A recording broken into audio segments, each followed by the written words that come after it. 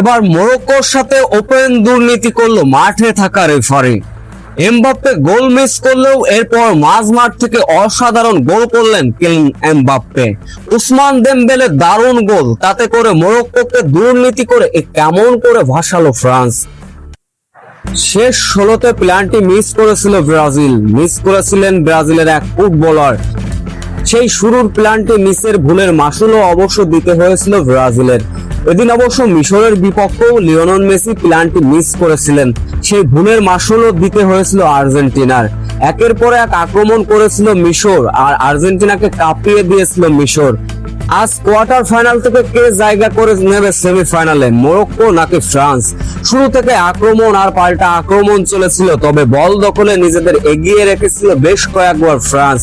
গোলমুখী shot নিয়েছে কয়েকবার, বল প্রায় 70% ফ্রান্সের পায়ে বল ছিল, 30% মরক্কোর। তবে মরক্কোর গোলরক্ষক যেন আল্লাহর দুধ বনে গেলেন।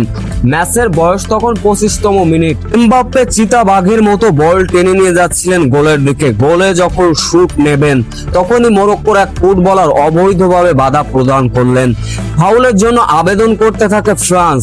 অন্য ফ্রান্সে ফাউল থেকে বাঁচার জন্য আকুত ছিল মরক্কোর। এক পর্যায়ে ভিআর ডিসিশনে গেলেন মাঠে থাকা রেফারি।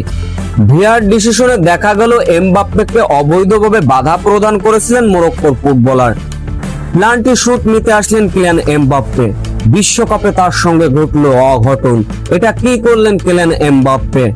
মেসির মতো ডান সাইড থেকে গোল করার চেষ্টা ছিল প্ল্যানটি থেকে, কিন্তু আল্লাহর দুধ বনে গেলেন মরক্কোর গোলরক্ষক। বাঁ সাইডে ঝাঁপিয়ে পড়ে গোলটি সেভ করলেন। তাতে করে হতাশার মাত্রা বেড়ে গেল এমবাপ্পের। এমন গোল মিস হয়তো নিজেও মানতে পারেননি, নিজেকে নিজেই হয়তো বা গালাগালি দিয়েছেন, নিজেকে নিজেই বুঝিয়েছেন এমবাপ্পে। তাতে করে হতাশার মাত্রা বেড়ে গেল কিলিয়ান এমবাপ্পের। তাতে করে প্রথমার্ধে ফ্রান্সকে বেশ দাপট দেখিয়েছিল মরক্কো।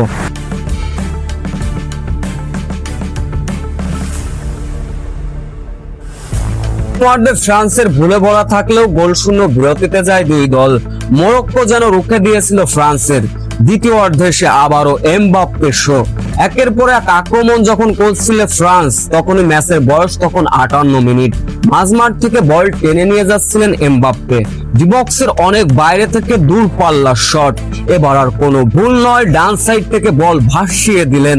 দূর পাল্লার শটে 7-8 জনকে বোকা বানিয়ে মাথার উপর দিয়ে অসাধারণ একটা গোল করলেন কিলিয়ান এমবাপ্পে। তাতে করে ব্যর্থতা থেকে জয়ের আনন্দে মেতে উঠলেন এমবাপ্পে। এরপর মরক্কোর বিপক্ষে দাপটীয় ফুটবল খেলতে থাকে ফ্রান্স।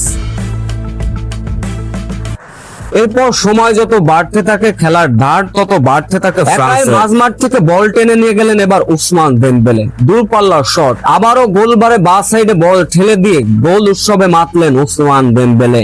তাতে করে মরক্কোকে রীতিমতো কাঁপিয়ে দিয়েছিল ফ্রান্স। তাতে করে আনন্দ উল্লাসে মেতে উঠেছিল যেন জয়ের আনন্দে ফ্রান্স। তখন এমবাপ্পে গোল করছিলেন, তখন ফ্রান্সের এক ফুটবলারের হাতে লাগলো বল, কিন্তু রেফারি দিলেন না হ্যান্ড। তাতে করে এক প্রকার অন্যায় করা হলো মরক্কোর বিপক্ষে।